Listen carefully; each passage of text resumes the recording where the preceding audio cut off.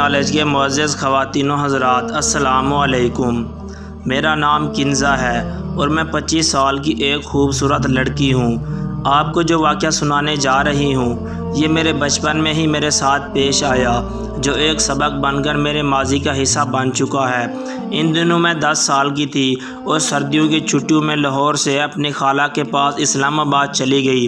میرے ابو مجھے چھوڑ کر واپس چلے گئے تھے کیونکہ انہوں نے اپنے آفس جانا ہوتا تھا۔ میری امی نے گھر کے کام کرنے ہوتے تھے۔ میری خالہ کے 2 ہی بیٹے تھے۔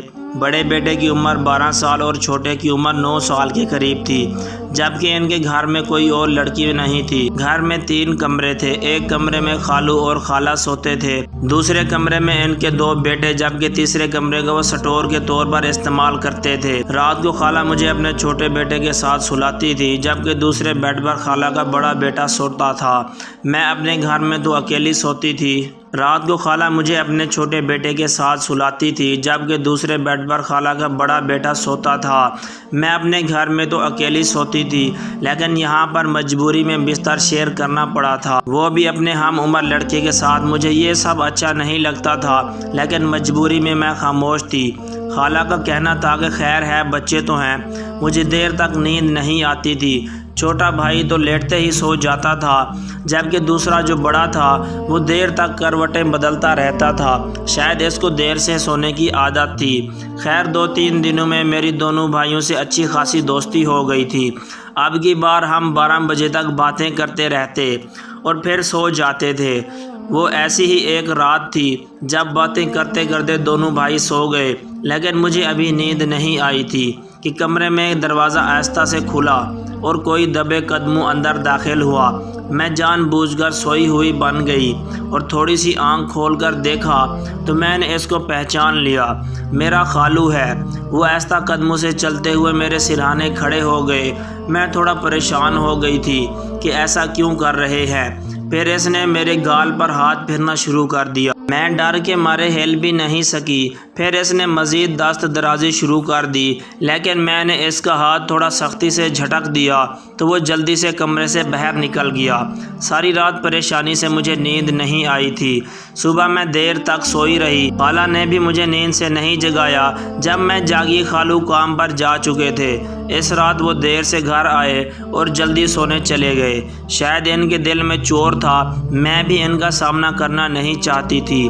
اس رات میں مزید محتاط رہی، لیکن کوئی ایسا واقعہ رونما نہیں ہوا۔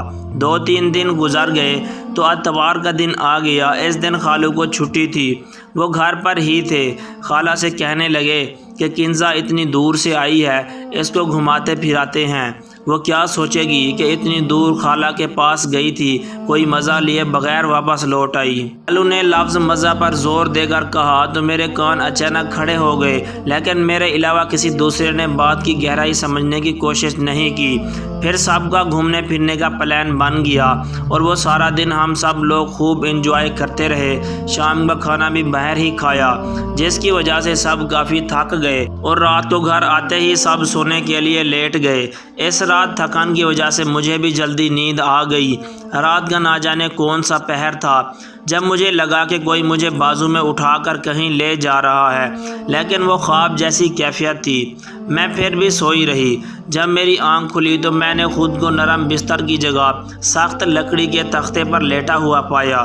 وہ کمرہ نہیں تھا جہاں میں سوئی تھی۔ کمرے میں چھوٹا سا بلب تھا اور اس کی روشنی میں مجھے اپنا خالو نظر آ رہا تھا، جس کی حالت قابل اعتراض تھی اور جسم پر کپڑے بھی برائے نام تھے۔ میں خوف زدہ ہو گئی، پتہ نہیں وہ کیسے مجھے بستر سے اٹھا کر یہاں لے آیا تھا۔ شک تو مجھے اس کی نیت سے پہلے بھی تھا، لیکن وہ اس حد تک چلا جائے گا میں نے سوچا بھی نہیں تھا۔ جب میں اٹھ کر بیٹھی تو اس نے اپنے ہونٹوں پر ہاتھ رکھ کر مجھے خاموش رہنے کا اشارہ کیا اور آہستہ آواز میں بولا، چپ چاپ لیٹی رہو، اگر ایک لفظ بھی منہ سے نکالا تو میں تمہاری گردن دبا دوں گا، کسی کو تمہاری موت کی وجہ بھی معلوم نہیں ہو سکے گی۔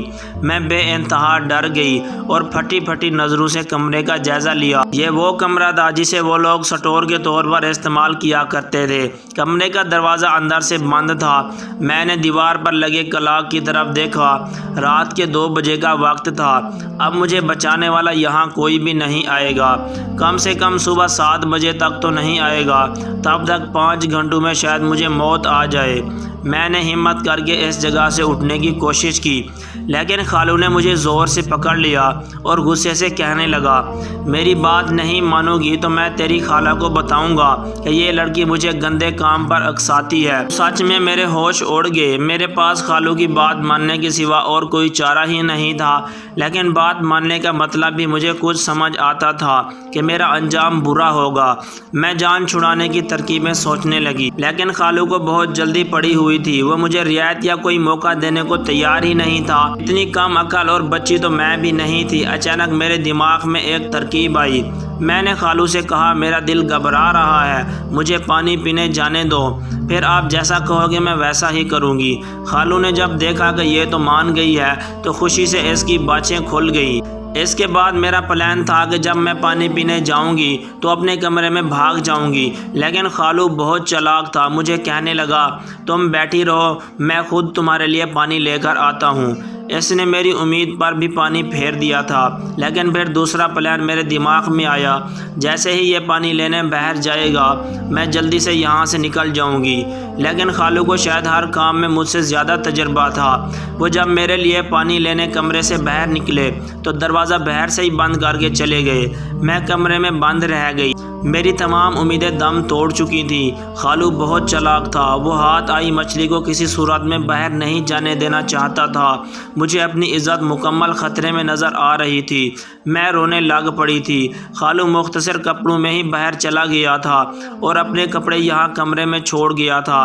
اچانک میرے دماغ میں عزت بچانے کا آخری آئیڈیا آیا اور میں کسی صورت یہ موقع گنوانا نہیں چاہتی تھی، چاہے بعد میں اس کی کچھ بھی قیمت چکانا پڑے۔ میں جلدی سے اٹھی اور کمرے کے اندر سے کنڈی لگا لی اور خاموشی سے لکڑی کے تختے پر آ کر لیٹ گئی۔ کچھ دیر بعد خالو پانی لے کر آ گیا۔ مجھے باہر سے کنڈی کھلنے کی آواز آئی، لیکن اب اندر سے کنڈی بند تھی۔ وہ پریشان ہو کر مجھے آوازیں دینے لگا، کنزا دروازہ کھولو اور پانی لے لو، لیکن اب دروازہ صبح سے پہلے نہیں کھلنا تھا۔ وہ پریشان ہو گیا کیونکہ اس کے کپڑے بھی اندر پڑے تھے۔ وہ اپنی ہی جال میں پھنس گیا تھا۔ اب وہ میری منتیں کر رہا تھا، بیٹی بیٹی کہہ رہا تھا، لیکن میں نے ایک نہیں سنی تو وہ تھوڑی دیر میں ہی گھبرا کر بھاگ گیا۔ میں صبح تک وہاں لیٹی رہی۔ صبح خالہ کے اٹھنے سے پہلے میں نے آرام سے دروازہ کھولا اور کمرے میں جا کر سو گئی۔ جب اٹھی تو خالو گھر سے غائب تھے۔ وہ کام کا بہانہ بنا کر 2 دن گھر نہیں آئے۔ اسی دوران چھٹیاں ختم ہو گئیں اور میرے ابو مجھے واپس لینے آ گئے۔ اس واقعے کے بعد میں کبھی اکیلی خالہ کے پاس نہیں گئی۔ دوستو، مزید اس طرح کی دلچسپ ویڈیو دیکھنے کے لیے ہمارے چینل کو سبسکرائب ضرور کیجیے۔ شکریہ۔